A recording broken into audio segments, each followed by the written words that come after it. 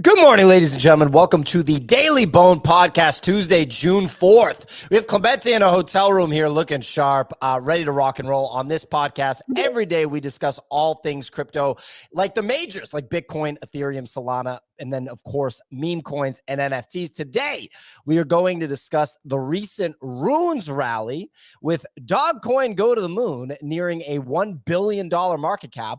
We're going to talk about Pacmoon's $1 million airdrop yesterday and whether or not we're primed for an Ordinals season after Blast TGE. So look, today's show is brought to you in partnership with Tensor. That's the leading Solana NFT marketplace. You've heard us discuss Tensor on the show today and seen us use it when we're looking at NFTs on Solana. The marketplace is built for both pro and casual traders. There's features like price lock, pro charting with USD versus Solana values, and more. So check out Tensor at Tensor.trade. It is time to upgrade your Solana NFT trading experience. Clemente has it pulled up right here. Good stuff from our friends over at Tensor. Clemente, something to add? Yeah, all I was gonna say is I went 2 for 3 on my longs and shorts that we did 2 weeks ago. I was locked in, baby. The Those only are paper trades, right? Paper trades. Yeah. The long and short that you're doing 2 weeks ago on the show. The only one I missed was Fargana, which is down like 70% since I said we should long it. So I don't think I'm surprised on that one, but 2 for 3 is not bad. 2 for 3 is not bad. Long and Fargana, that's a bold move, man. I think I had some choice words for you on that pick. Yeah. Hey, I would long it here, maybe 0.7 soul. But did you actually make money on the trade though, Clemente? Because isn't it just 7 days? It was a paper trade. It was a paper trade. Okay. But they make money after the 7 days, and it did hit. Yeah, but I don't know. We'll be talking about some Solana NFTs later on in the show. But shout out to Tensor Trade or Tensor.trade. Go check them out. What were the two price locks that you got right? It was parcel price long, price long, or sorry, Tensor. I'm losing it. It was parcel short, and then it was Claynosaur's long. I want to say that one actually may not have played out as well. I just checked the price, but anyways, PO, you've been drinking out of the hotel mini bar. What's going on over there, buddy? What's going on over there? The mini bar is like $18 for a beer. I was like, you checked. Participating. Oh, I did. Yeah, you checked. I do remember us making jokes about driving the price of parcel into the ground. If you remember when you said the short, I don't remember Claynosaurus, but okay, fair enough. Look, let's just kick things off. Signal can take it away with the weather report whenever you're ready, Sig. Absolutely, folks. It's Tuesday. It's June 4th. What do we got cooking? It's Ether market volume. It's at 11 million. Solana is at 3 million. And Ordinals is coming up nicely at 4.6. Onto the market leaders, you've got Mutants 8. They're up to 2.2. Doodles also up to 1.6. ETH over on Blast. Those Blastopians are down. Nick was talking about it yesterday. Down to 0.09 ETH. Over on Solana, the crypto undeads, they're up to 1 SOL. Then finally on the Ordinals side, you've got the Bitcoin puppets. They bounce nicely off their lows and are almost up at 0.2. Onto the crypto roundup, the majors dipped after Bitcoin just flirted with 70k, couldn't quite break it. Bitcoin is just over 69,000. Ethereum's at 3,760, and Solana is at 166. Over on the meme coin side, you got Iggy. She's leading the market this morning with the Mother token. That's up to 95 million market cap, just about to break 100. Other winners include Pups. That's up 25%. Dog Go to the Moon up 20% to a 950 million market cap. Absolutely cooking. Over the past 24 hours, top 3 stories. Well, firstly, Dapper Labs settled a class action lawsuit revolving around the NBA Top Shop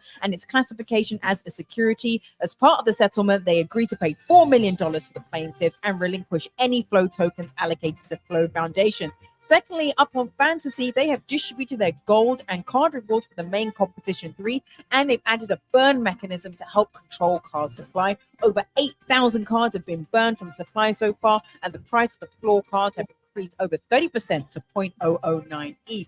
And then lastly, Rec Brands have launched their equity claim for Rec Guy NFT holders. Wallets which held Rec Guy NFTs through a snapshot back in October last year are eligible to claim their shares. Rec Guy is up 10% on the data, 0.27 ETH floor. Not bad for a free NFT. That is all for the weather report. Back to you, folks. Love hearing about that class action lawsuit around NBA Top Shot being classified as a security. It seems like we're just getting all the BS legal stuff out of the way before going to the moon.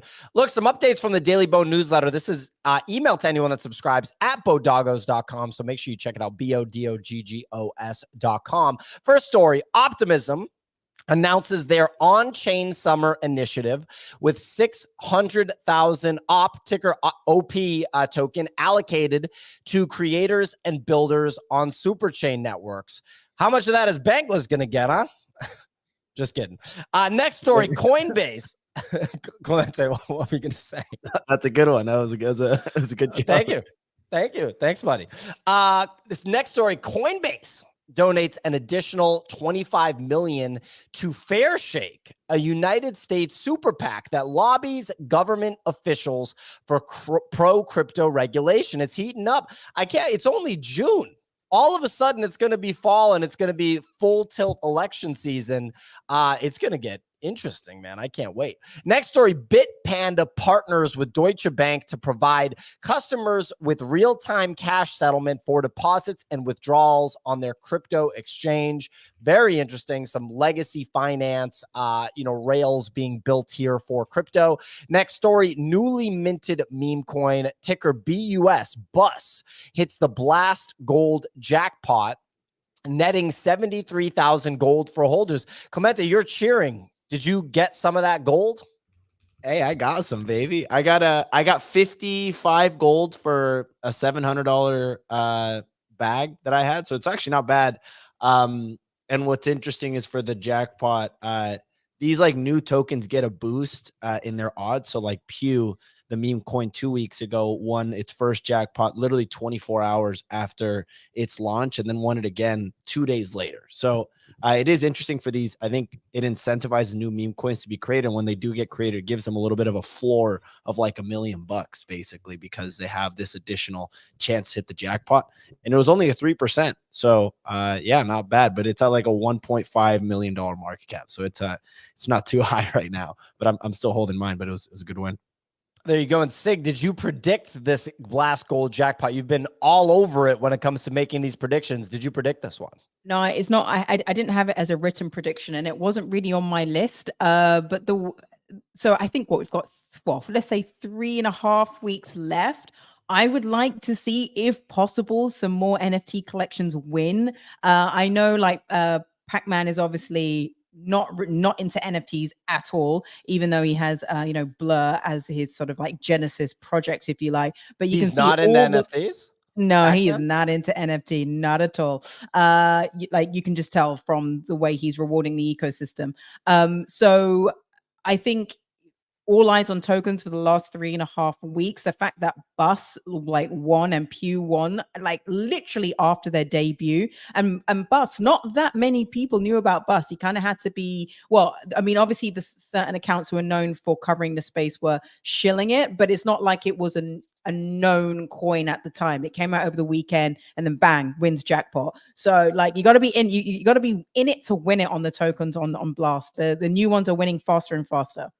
Definitely hard to, stay on top of all the action there going from token to token. Last story, Pacmoon completes season 4 airdrop and ticker PAC price holds steady at $51 million market cap. Those are your stories from, the Daily Bone newsletter. Subscribe at bowdoggos.com.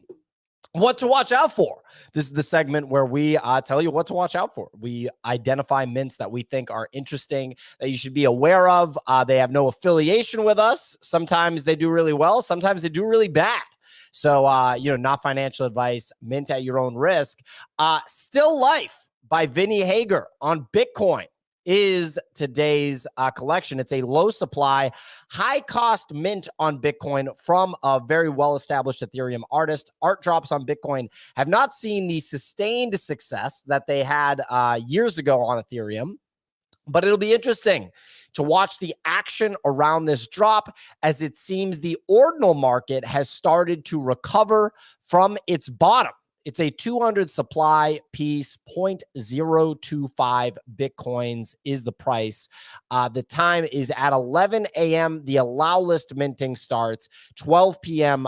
Public minting starts. Those are Eastern time, ladies and gentlemen, 11 a.m. Allow list, 12 p.m. public mint. So those are your stories, and that's what to watch out for from the Daily Bone newsletter. First story that we're going to dive into, Roaring Kitty. Deep fucking value, Roaring Kitty of Massachusetts. He is being kicked off, or E-Trade is considering kicking him off their platform for, quote, potential market manipulation fears.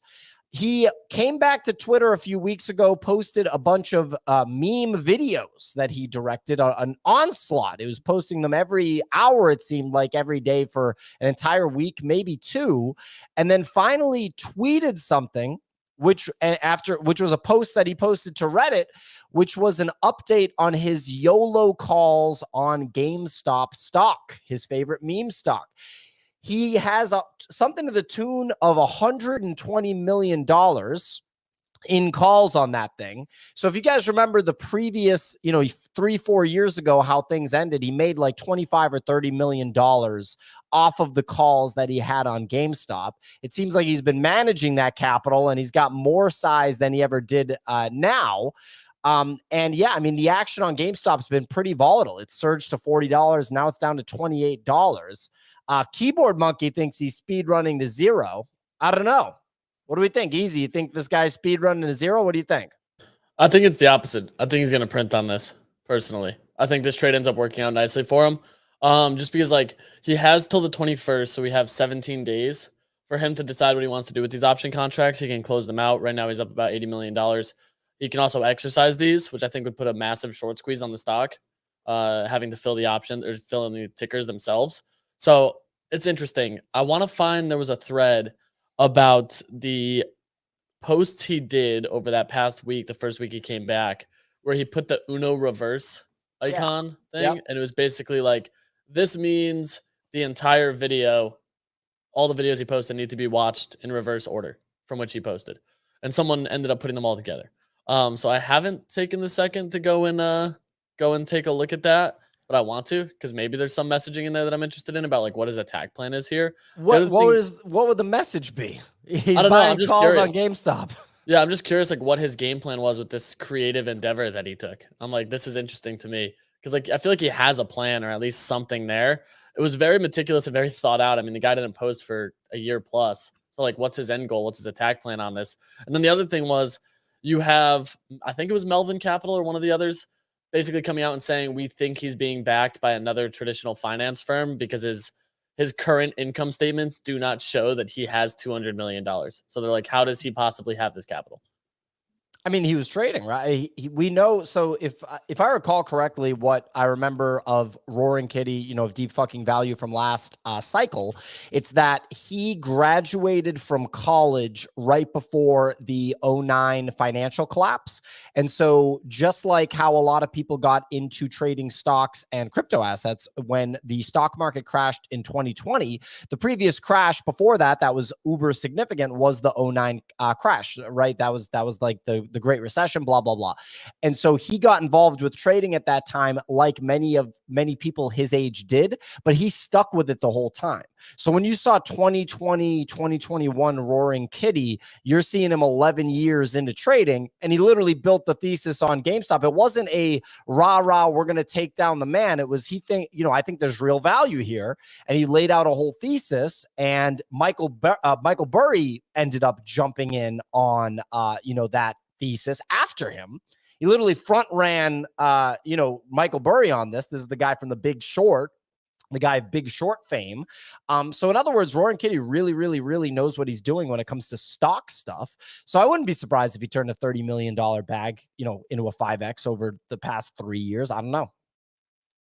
It's a pretty big swing. Oh God.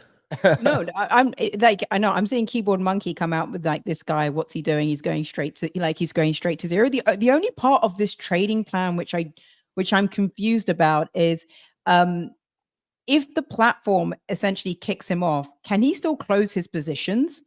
They may close them. That's the thing.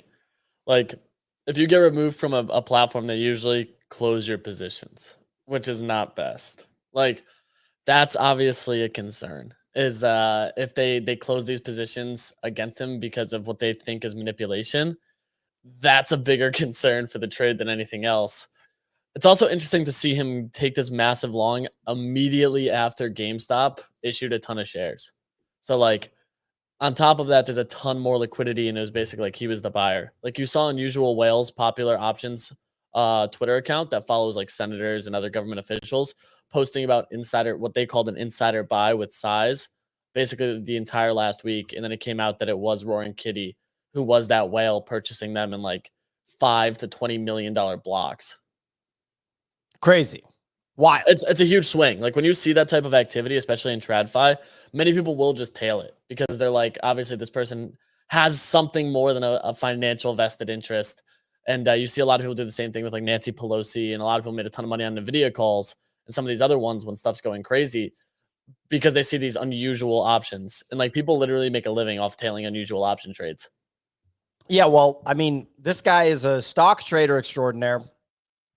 I think that the people that are on Reddit following him should totally get into crypto because they're, I saw someone like lay it out. Basically, they're playing a game where someone else makes the rules, right? In TradFi. I think it's weird to be like obsessed with meme stocks, right? Because you can only trade them between 9:30 and 4, you know, like Monday through Friday, and they're manipulated, obviously, like, you know, like, anyone can kind of change the rules in the TradFi world. You're seeing E-Trade considering kicking Roaring Kitty off the platform. They need to figure out how to get into the crypto markets because what they're looking to do is available here.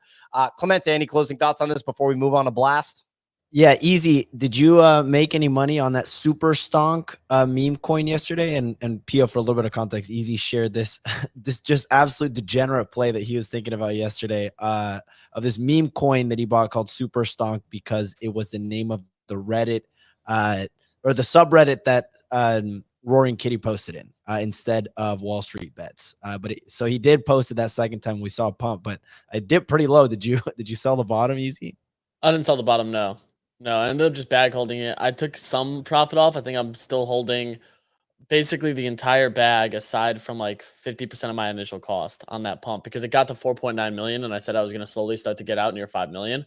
5 million was the target. Like if we hovered above 5, I would have exited in full. We got to 4.9, so I took 50% off. I think it's small clips. It's still holding well. Like if he continues to post daily updates on Superstonk, this is going to continue to rally. Like that's the entire thesis. When he posts on Superstonk, this gets legs, this runs. There was some drama because there's a second Superstonk ticker. Yeah. My original stop loss was at like 800K. I got distracted. Didn't see that it went all the way down to 600. So I kind of got lucked. I like lucked out that I wasn't paying attention to it because I would have sold the bottom. And then I ended up looking at the chart after he posted on Superstonk. Like I just got distracted yesterday and totally forgot to even check this thing. What do you think? Easy. Did you also see yesterday? Higher lows, baby. Higher lows. It looks good. Easy. Did you also see yesterday that somebody bridged over 10,000 Sol, so around $1.6 million, and bought GME on Sol just before Roaring Kitty announced, and then you had the run on the Super Stonk at the same time? Yeah. So the GME AMC plays, I'm like less interested in, to be honest. Personally, I'm like, I'm not, these have already had legs. I like the newer narratives that tend to run and rally. And I'm like, I'd rather trade those personally than kind of try to get into some of these other ones. I'm like, these are significantly more interesting to me than the existing plays, just because there's so many bag holders that hold these things and so many people that are like already trading these ones hoping for an exit pump. Whereas the newer ones, you tend to get new buyers stepping in where price action can sustain on the upwards potential. Clemente? Anything? No. Okay, you're good. Seeing the meme coin stuff in at Consensus, like the meme coin organizations making like food trucks and stuff, I was just like, what even is this? This is it was so wild. strange. There was what was it? The Kennedy token we saw the RFK thing, dude. Like that's gonna make it makes like quote crypto seem so weird. It makes it seem so weird. I thought it was real. Like I thought it was like RFK Jr. like political campaign or something. He's like pro crypto. He wants to get like his name out there, right? I think he's running as independent or whatever. So I was like, oh, okay. And then I see like the tickers behind it. I was like, dude, what a disaster. It was wild. I don't know.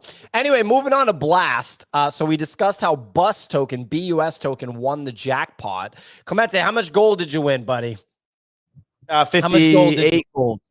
58 gold. Not Big. bad. How Like, much gold are you up to? 1,400, 1,500. Wow. It's a lot of gold. So I think that could be rich. like what? Probably like $6 a pop. It could be pretty lucrative. And I think I'm up on most of the ETH I put in there. But as far as gold jackpots now, I think I'm with Signal. I'm not really interested in buying anything just for the jackpot, other than like just continue to bag hold Fantasy.top and Pacmoon. So those are my predictions there. I don't know if Signal has anything else to add there. No, I think like an obvious one for me, the one that I thought was going to happen now would be bWOOL, but it hasn't. But it's just like if I compare bWOOL to say BUS right now, I think bWOOL is such a more compelling case to win. Loads of people really like Wolf Game. The Wolf Game itself got allocated a huge amount of gold, and everybody kind of predicted that they would.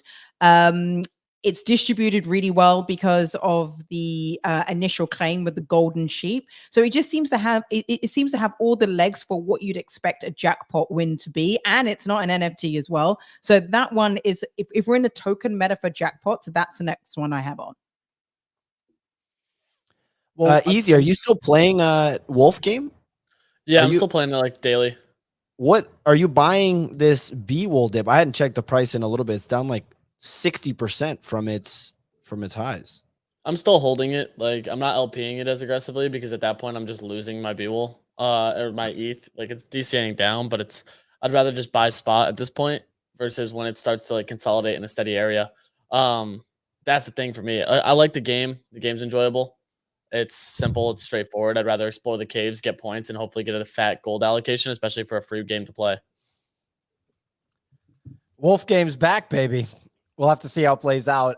Look, Fantasy distributed rewards, or actually PEW won its first jackpot 24 hours in. Then again, 2 days later, there is a boost for tokens that recently launched, which incentivizes new tokens to launch and for people to buy it, giving these tokens a floor at $1 million at least. Clemente, why don't you take the lead on this one? Yeah, nothing for Fantasy.top. They did a new burn distribution yesterday. So I saw Easy playing it a little bit, but basically you could burn 2 cards to receive one of the same rarity. So basically Easy. So you burned how many cards yesterday? I saw it didn't go too well for you. Dude, like 20. I got such garbage, dude. Like absolute garbage across the board. This burn thing, dude, I'm just chasing. I'm hoping to hit a rare of some sort. I was burning like all my floor cards. I lost like 0.2 ETH, like in value. Just chasing, dude. Just absolutely swinging, hoping to hit something. And I don't hit shit. It was addicting. I will say that, like the burn 2 cards and then they made like a little mechanic for it. It was like not bad. I lost on everything but a Franklin. I got a Franklin that I just floored for 0.05 ETH. So I broke even. But people are saying the big criticism around Fantasy.top is that the onboarding for new players is just terrible right now, right? Like you need to spend like 0.8 ETH or something, 0.6 ETH or something to compete. So it's just like there should be like a starter deck, like a randomized 5-card deck that you can buy for say 0.1. That's purely random. You can buy it once per account. You would onboard new users. You'd get numbers up. It would just be like an effortless way to get new people into the game for like a cost-effective way. And like, sure, it could lead to multi-accounts and stuff like that. You could do something like if you purchase more than one, it bans the accounts, including your OG accounts, to really defer people and have like cybles and rewards for cybling. I don't know. I think there's ways that they could go about giving like a starter deck. It's like, dude, it's like a trading card game. Like you buy a Yu-Gi-Oh or Pokemon starter deck that's not great, but it gives you something to play with and gets you in the game loop. And I think that's where people should be looking, in my opinion. Like, that's what I would add to this to try to get user numbers back up, because it's bleak out there, man. It ain't pretty. When you burn the cards, is it like for example, if I burn 2 Marchies, is it possible that I could end up with getting like a Barat out of that Yes. burn? Yes. And If it's you you're don't more burn a likely Barat. to get. Yeah. That's the thing that I don't like, because I really think they should bring in relegation for these kind of cards, like the Barat kind of, well, like people who are just not interested in being heroes, because it kind of feels like the burn mechanism, you're trying to get rid of cards that you don't like, but then when you go in, you burn them, and then you end up getting a card that you actually don't want. So it just feels is he burning live? What the fuck? Oh, you got to control. That's ass, dude. Just terrible. See, that's garbage. I like Ray's take, by the way. A soulbound starter deck would make sense. That's a good idea. Something you can't trade, you can't burn, you can't swap. You get 5 cards stuck to you. That's it. Yeah, like there's ways they could adjust this, man. I don't know if they can beat the French dev allegations at this point. Like, they just keep, every time they roll something out. Pio, these guys are super French, basically, so they're getting a bunch Big problem. It is a problem. It is a problem. They've been rolling some stuff out, and it hasn't been perceived too well. But I'm just playing this strictly as a. Wait, but I don't understand. What is the French devs? Like you said, these guys are super French. They've been rolling stuff out. Like, what's the French have to do? Historically, French devs are really bad. You don't want a French dev. What are you talking That's because they're always on holidays. I was like, everyone's like, fantasy team have been so quiet, and I'm like, do you know how many holidays have been in May? The guys weren't working. No, the problem. Possible, right? We could, possible. We could get into how weird the French are, but we won't. Well, there is one interesting story actually. So the president of France, Macron, basically nobody wants the Olympics in France because it's extremely expensive and is always a loss for host country when they do the Olympics. And he said that the River Seine will be so clean that he would actually swimming it in himself to prove to the locals how clean a local river can be. So what did the French do? They decided the day that he swims, they're going to go take a shit in the river just before he swims to make sure. So if you want to know what's wrong with the French devs, I think it's all in that story. Sending a statement. I mean, I just Googled what are the best French startups, and the #1 French startup is Ledger.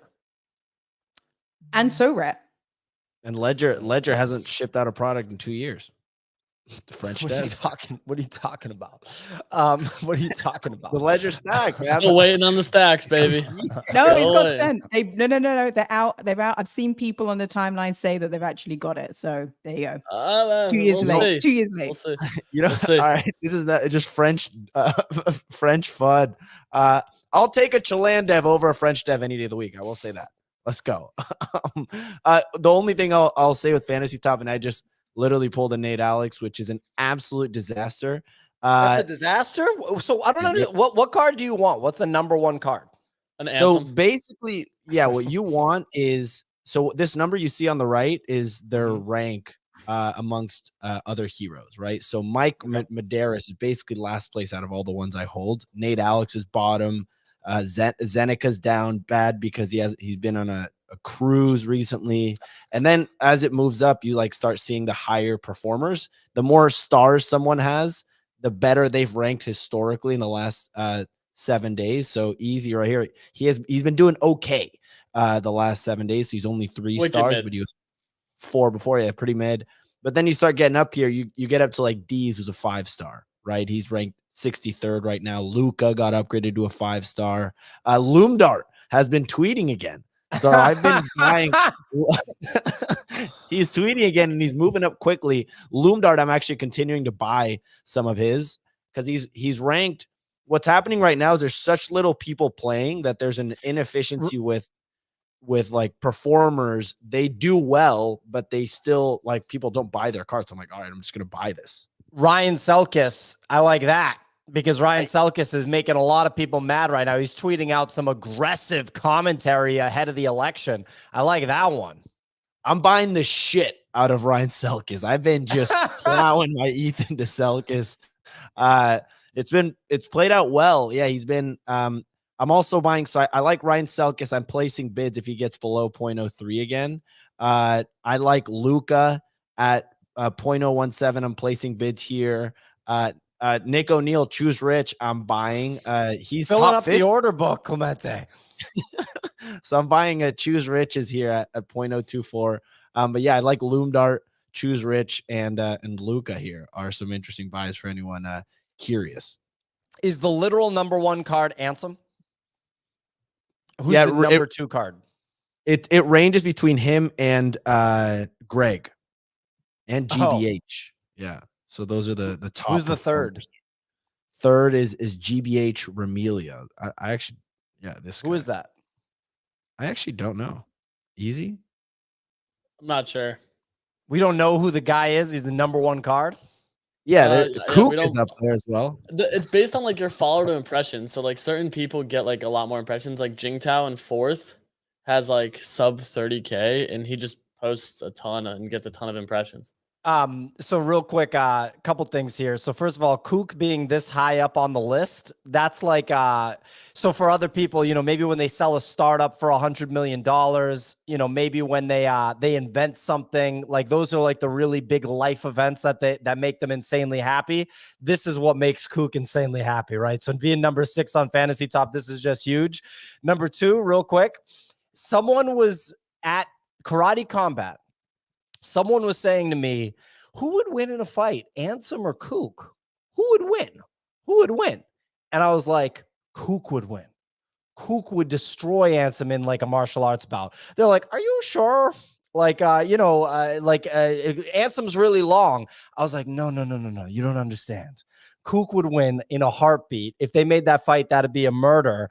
I don't even like Kook, and I'm telling you 1,000% he would win that fight. So I was just trying to make sure people understand the levels to this stuff when it comes to the martial arts stuff. I hope we see both those guys in the pit, but not against each other, because that fight doesn't make sense. Anyway, it's a little tangent. You guys can keep going.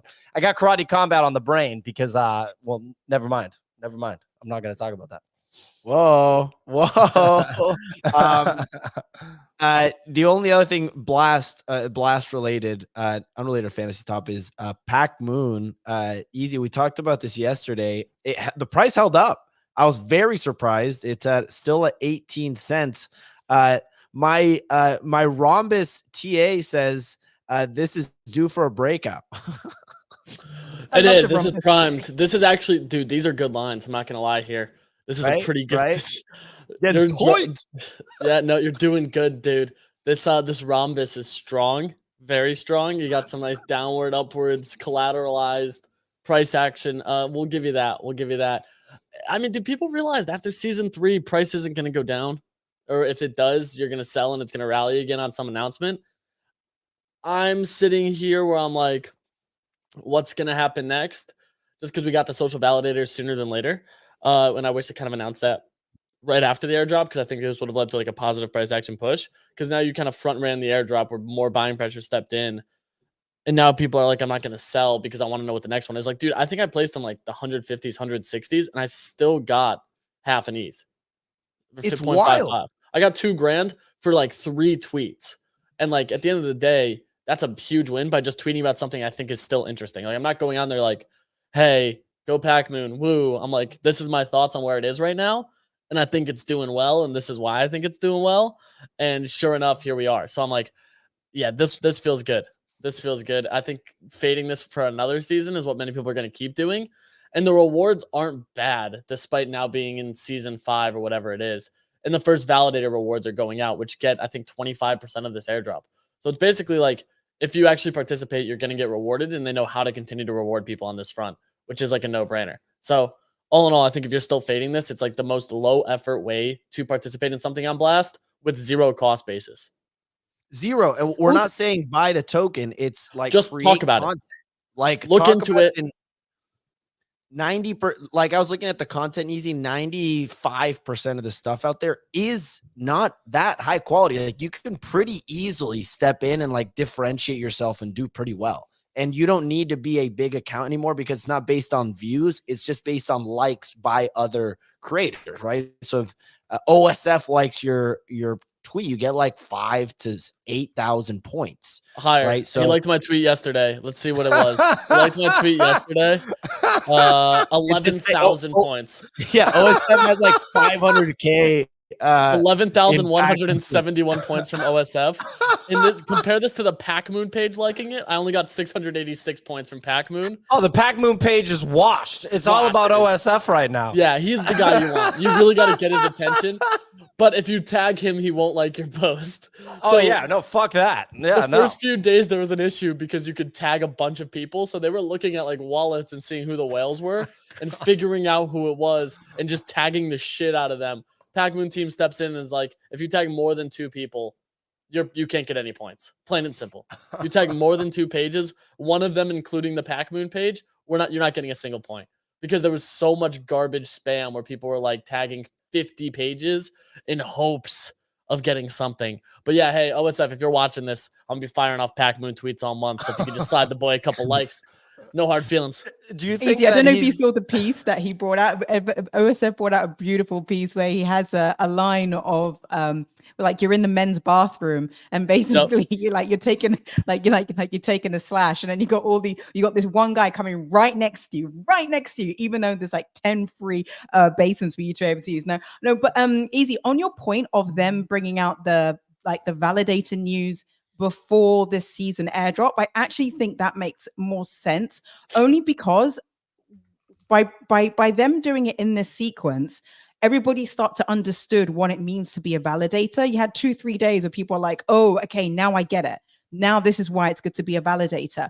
And so when they dropped the season 3 allocation, people then obviously some people sold because you did see a dip, but a lot of people took their earnings and then put it into becoming a validator, which they perhaps wouldn't have done if the news had broken after. So I actually do like the sequence that they're doing, and it'll be interesting to see like where this next go, how they then roll out this next stage, because the price is pretty much just being like crab walking nicely, just at that around 0.18, 0.19 pace. But I do think like before TGE, we're going to see another leg up. I think so too. I genuinely think Pacmoon goes to 50 cents. Like, that's been my target for God knows how long at this point. I'm like, just get it there. I think it's got a clear path to 50 cents. Brett is at 1.2 billion on base. Pacmoon's at like 170 market cap now. No, 50 million. Not like, fully FTV. Oh, sorry. FTV. Yeah, sorry, 150. FTV. Just under 150. Okay. So I'm like, dude, a 2x from here puts us at 36 cents. You give me a 400 to 500 million market cap, and we're looking at 50 cents. And this is like the #1 culture coin on Blast. If the TGE for Blast does even remotely well, this goes so much higher, like so much higher, just purely because you're going to have people wanting exposure. Yeah, like Blast right now with TVL is like the #6 alt chain. You know what I mean? Like, there's so many signs here from an analytics standpoint that just makes me continue to believe so many people think Blast is going to disappoint. They're going to be shocked when they get the first airdrop, which is going to lead to the second wave being significantly harder to farm. The exact same scenario we saw with Blur, which is why I keep saying, like, are they really about to let us run this exact same scenario back again, where everyone farmed Blur season 1? A lot of people gave up because they were like, I don't think it's going to be worth it. It blew away like anyone's mindset of what it would be worth. Season 2 hits, everyone farms it because they want exposure, and that was still good. And like Pacmoon literally has done the same thing.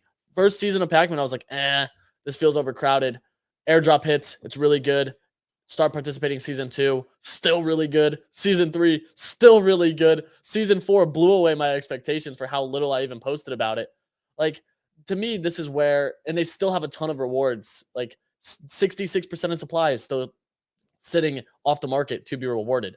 So when you start to break down some of the numbers and actually look at these tokens, this entire Blast ecosystem, I'm like, we don't have any good tokens over here aside from Pacmoon. So why would funds not circle to Pacmoon? You know, at 150 million FTV, like, dude, the Iggy Azalea token's 100 million market cap. Like, for context and to compare this is an actual team doing something and getting more eyes on the market for Blast, and it's 50 million more than a token that's about a rump. And on that point as well, like it being Blast being number 6. Yesterday, I was looking for meme coins in the top 6. So you had it's basically Ethereum at number 1, then it's Tron, then it's Binance, and it's Solana, then it's Arbitrum, and it's Blast.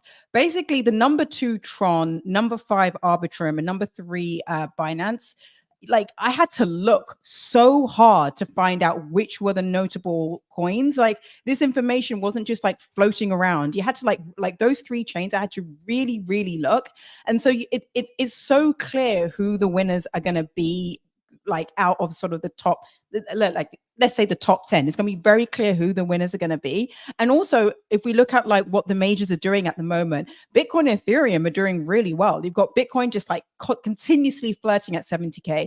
Ethereum, I think, will move on once we start to get the inflows, which is anywhere going to be, say, between, I don't know, 6 to 8 weeks. I don't think that lines us. Oh, there we go. Sorry, guys.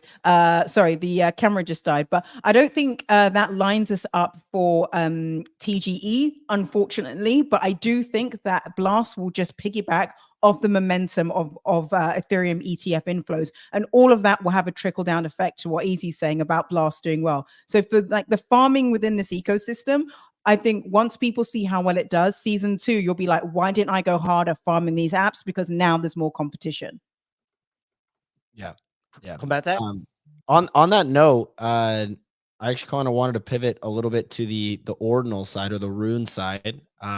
We had Dog Go to the Moon up to $930 million.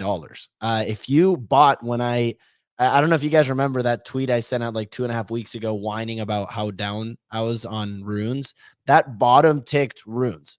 When the quote tweet from Lynn Alden dunking on me for buying runes. If you bought then, Dog Go to the Moon has done a 4.5x since then, which is absolutely wild. What Ray, our quant, was looking for is he was curious if we see a rune and ordinal season post Blast TGE. We have Bitcoin Puppets did a 2x from their bottom at 0.11. So yeah, I don't know. That's kind of what I'm thinking about. Do you think it actually has to do with Blast? Or are runes and ordinals on their own, their own, like store? They have their own story. Yes, but I just feel like there's such little liquidity to go around. There's like this speculator money that moves from like whatever's hot from like thing to thing, right? And it was like, first it was ordinals, right? And then it went to base, and then it went to Blast for a bit. Blast had its moment like 2 weeks ago where everyone was in it. Right. And now I don't really know. It's kind of like just waiting for what's next.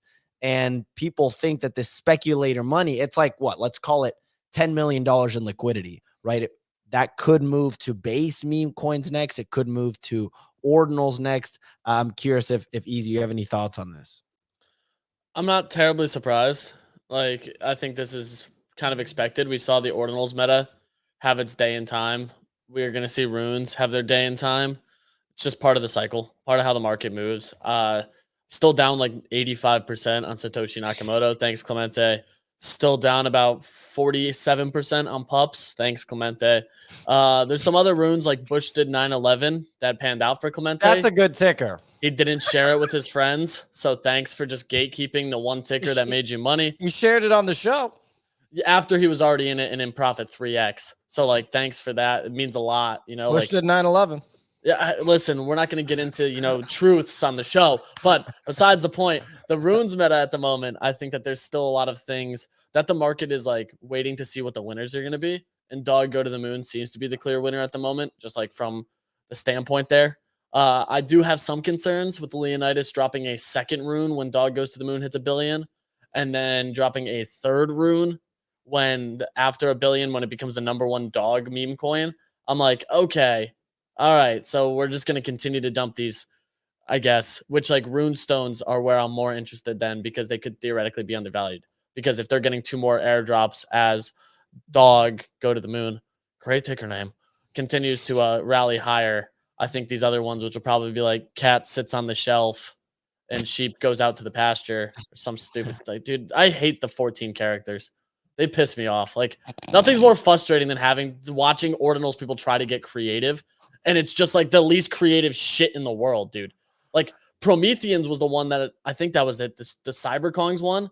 They were like decentralized. Yeah, decentralized was like the best one. You know what I mean? Like you look at some of these, dude, they're terrible. I thought I saw Ungovernable. That one was kind of cool. But look at this: Cats in the Sats, Lobo the Wolf Pup, Wenko, I know, but Minko Runes, you but easy. Gob I know is Gob is Gob. you can Dude. dunk on it, but the money is like going into it. So it's like when you start to overthink it and analyze about how bad it is, it doesn't really I'd rather matter. buy a terrible ticker on Solana. Like it's Yes, significantly better. And like we went through volume. Someone was like, there's a ton of volume on Runes. They just did 100 million or 100 Bitcoin volume. Like, great. That's what, $6.5 million, right? Like Iggy Azalea does that in 15 minutes. Pixel Pepe pipe on Solana, 10.5 million in the last 24 hours. I've never even heard of this goddamn ticker. GameStop, the GME ticker, $93 million in the last 24 hours.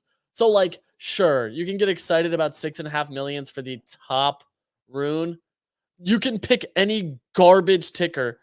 EEF on Ethereum did 9.6 million. I've never even seen someone talk about this ticker, and that did 3 million more than the number one rune at the moment. So maybe I'm fading this because I'm just being ignorant. But the number one ticker on Tron, did $6.5 million. Tron. But if anything, that's bullish, right? Because volume's only like if $6.5 million caused this kind of price action, what happens when the ancient Bitcoin whales come out, dude? Yeah, okay. The deep underground earthquake whales emerge from the fissures in the earth and deploy their Bitcoin that's been dormant for 60 years. Sure. The thing that bothers me about it, though, is Dog Go to the Moon saw that volume and uptick yesterday, and it's listed on Bybit today. So, like, the argument can be made there that there was purchases to supply the exchange. Like, that's it. People say it on mid-curving, no exchanges. We just saw the first one, and it did $6.5 million. So I'll circle back and see what the volume is after day 2 on this. But sure, say I'm mid-curving it. I'm going to stick on Solana, where you can literally print 15 to 100 SOL in 14 minutes. You can't even get a Bitcoin transaction to go through in that amount of time. So good luck. I think you're mid-curving it easy. I do feel like that's fine. I'm down to mid-curve. I agree. Look, I agree with everything that you're saying. I find it a really slow, boring place to play. Like I do.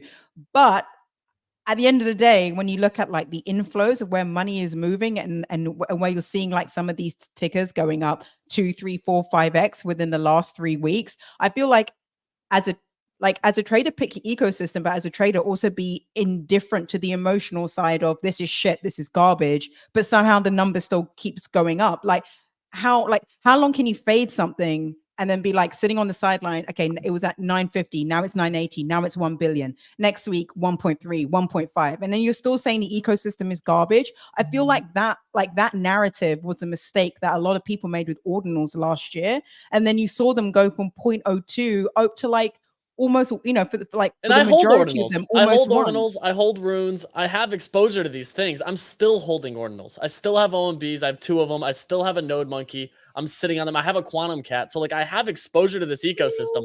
It's not like I'm sitting here unfamiliar with it. I've sold Ordinals. So I've gone through the steps. I was etching BRC20s. I'm familiar with how to do it all. Like this isn't coming from a place of like I'm too scared to go and interact in the ecosystem. It's coming from a place of I'm down astronomically and haven't sold on these runes, and yet the experience is still god awful at the moment. Like there was all this hoity-toity behavior about how runes were going to be this incredible UI experience update to BRC20s and how it was going to make trading shitcoins on Bitcoin this electric experience, absolutely phenomenal for the end user. And I'm sitting here like, this didn't change shit. I'm still sitting here having to click 16 buttons to send this to my friend next door. And then I got to wait 3 weeks for him to get the damn thing. And even at that point, God forbid a whale steps up and slams the mempool because now it's $6,000 to send $42. Like that experience to me is just not fun. Like, I'm sorry. It just bothers the hell out of me. And I have exposure to this stuff. That's the worst part about it. That rant will make for an edit. I'm going to get dunked on so hard by the Ordinals people. I know I am. I'm in your communities. I'm in your ecosystems, and I'm still pissed off. That rant is going to make an edit that's insanely funny to the biggest nerds on the planet. Let's dive into basically this podcast has turned into just it's a podcast about one map in World of Warcraft. It's like a podcast for like people that love that one map on World of Warcraft. So real quick, we got Solana NFTs on Tensor. So we have 3 different collections we want to break down here. Clemente, how do you want to run through this? Yeah, I just want to get Easy's thoughts on it. I was looking at a Tensor yesterday, Easy, and I actually noticed there were a couple movers that I wanted to ask you about. The first one was Slap City, which I've seen Runes people talk about. I know absolutely nothing about it. It looks like it's a game that recently launched. It's a hybrid DeFi collection. What do we need to know about it? But it's up, 200% in the last few days. Yeah, absolute no-brainer. I've been talking about 404s and how games are like the meta for 404s because it's like infinite loot boxes, and loot boxes make sense for games. They have an idle staking style game where like you send your character on different missions and quests, etc., and you earn rewards, items, coins, their in-game currency stacks. And I think that Stack City is just doing one of the best jobs with 404s. Like that's the main thing I'm like excited about, is that with this, you swap the Stacks token for the NFTs, for the characters. You saw a sell-off initially only for like a massive rally. They actually went under mint fairly early, which we've so far seen on Solana. If a game launches with a working and playable game and it goes under mint, buy the ever-living hell out of it. Backwoods went down sub 1 soul, is sitting at 2.7. Slap City went down to like 0.4, is now sitting pretty as well. So like the more I look at these things, I'm just like, okay, so even though NFTs are in like an ugly spot per se, there's still winners. Like you could have 4x this in 2 days. That's a great trade. So like even though liquidity is elsewhere, 404s that make sense, crush games that make sense. Clanos announced their raise, that makes sense. So like there's still plays to be made on the NFT front that I think you can easily get involved in. So okay, and on that note, I watched Backwoods. I was in the Discord with you when you brought it up. We were in there. People were like tweaking out basically because everyone was selling for like literally a $2 profit after minting. And I just said I'm buying. Yeah, and you're like, I'm buying this. What are you guys talking about? And you bought a bunch of them, and they went from 0.9. They peaked at what? Was it 2.8? Their all-time high right now, I believe, are close to it. Yeah. What is this? Is just a playable game too? Totally playable game. It's like there's this game on like regular video game systems called Vampire Squads or some shit like that, where you end up like just running in circles and killing monsters. Very similar to that. They have a token coming. So it's like you play the game, you earn points, Leaf token goes live. Leaf token's completely involved in the entire game economy and scale. So I think this still has a lot of legs, like 6,666 supply. Not too bad. I mean, even right now, dude, you look, there's 4% listed because so many people have it staked to play the game. So I think this is one of those things where you just continue to see a supply squeeze. And when TGE gets announced, you're going to see an even more aggressive supply squeeze. Games with staking tend to rally extremely nicely. You look at Heist, they had 0.5% listed at one point because so many people were playing the game and there's a token involved. So people like that type of play here. And I think this one, in my opinion, no brainer. Quality game, good team. They've absolutely crushed. They had 15,000 daily active users at peak during their pre-launch. So like pretty damn good numbers going on with them. So I don't think this is something to fade. I think it's one of those plays that can go much higher. Yeah, got it. And last one, and Signal, feel free to jump in here if you have any thoughts as well.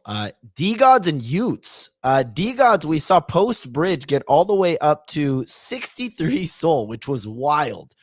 Since then, they're down over 50% to 27 soul. We have Ute at 5 soul. They got all the way up to like 13, 14. Are you interested in either of these at some point? Utes is really interesting to me. Utes More is interesting really than interesting. DeGods. Yeah, just because of the price point. Like just purely because of the price point here. Like if one rallies, the other tends to tail. So why would I not go after the one that's cheaper? You know, like less risk, still potential upside. That's what I look at. I'm like, this is a much easier swing here than trying to speed run what's going on with DeGods and trying to deploy that amount of capital. Like you can spend what 5 or 6 Utes for the price of a DeGod. Yeah. And I think that that's a much more straightforward trade. Got it. Okay, very interesting. I do find these in like 5 souls not bad. 5 souls not bad. That's what I'm saying. 5 feels good. 5 feels good. I agree. It's Yeah, low. so we'll see if that. I might get my hands on one, but it's hard to like. The problem with my Solana is I have Solana in one wallet. It's in Coinbase actually that I just don't touch it, and then it's my rule I can't touch it, even though I did bridge some over to buy some more nub last week. I don't touch it. I'm like, dude, if I have 5 Sol, I'd rather put that in a meme coin, which is so bad, but versus a U. But I think eventually that trend will turn around. Easy. Very last thing is unrelated. Is Bryce Hall dropping a meme coin? Send it to 0.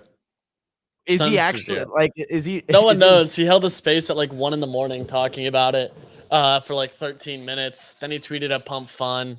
Yep. Yeah, I don't know. You wouldn't buy this one. Also, Hell no, whatever dude. happened, I thought he was like on a route to like being a good Solana Samaritan? person. Yeah, he was like, "Hey guys, I know I did some bad stuff in the past. Like, I just talked to the probably nothing guys, and I'm like, I get it now. Mom, Yeah. like, let's do it. Like, guys, I'm a new person. I'm." And then he starts talking about launching a meme coin. What are we talking about? I was bummed out. Why would I ape that? Like, dude, you have Iggy Azalea sending her entire OnlyFans community to a Telegram for mother. Deleted the OnlyFans and swapped the link for a mother Telegram. Like, that's commitment, Bullish. dude. Oh, That's wow. commitment. There's a That's reason higher. that's 100 million market cap. Like, that is actual dedication.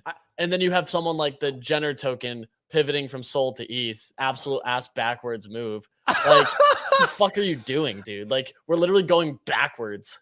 How much do you think Iggy Azalea took home on the mother token thus far? Got to be a few $1 million, right? No, I would say probably 200,000 or 300,000 at most. What? Why? Yeah. Why wouldn't she buy the shit out of the token and have a huge allocation early? Because the sales early on from those insider buys sold for like 70 to 200,000 only. So like that was the bigger thing, was like at that point it didn't seem like there was a large insider hold of it, which is like the main thing. So I think they said they still own like 3%, which is pretty substantial, but she's been burning her own supply, which is like even more bullish. So it seems like shout out whoever's handling the Twitter, shout out whoever's handling the conversations on this front, because everything's been going well. And I think like that's tough to fade, man. That's tough to fade. What's the And I bulk hold- for this easy is that like she has to get tired eventually, right? And eventually this thing's gonna dump, right? Look at this. This is a rhombus right here. We're gonna go. I think we go lower. Here. But like what, $100 million is insane. What, it can't go, is it going to $500 million? Like what, how much more? I mean, every time she posts an ass video, it literally pumps. So, which is wild. The twerking Insane. video pumped the token. Insane. Absolutely insane. Absolutely insane behavior.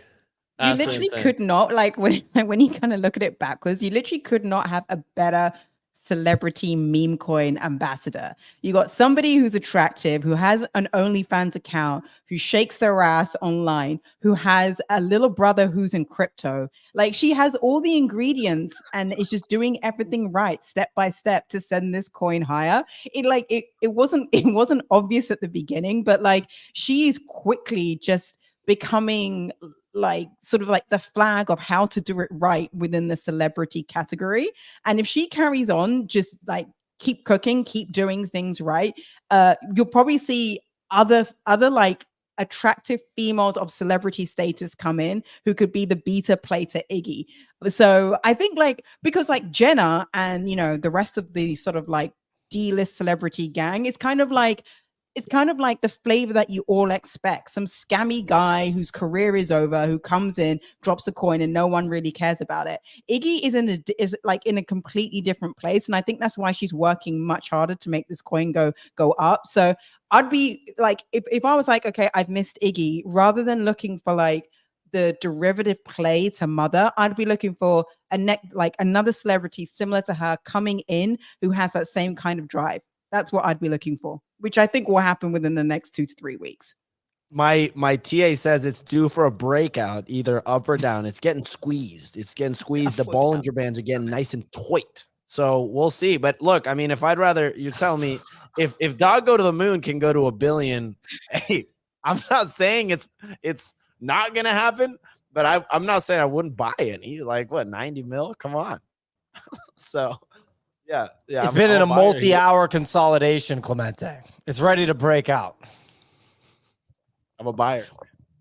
Anyway, ladies and gentlemen, that's our show. We do the show Monday through Friday, 9 a.m. Eastern time, available on Apple and Spotify podcasts, YouTube, Twitter Spaces, X platform video, all of the above. We hope you enjoy the show. Big shout out to the partners for today's show, Tensor. Check out Tensor.trade, the leading Solana NFT marketplace. We will be back tomorrow and for the rest of the week. Thank you guys for listening, and we will catch you next.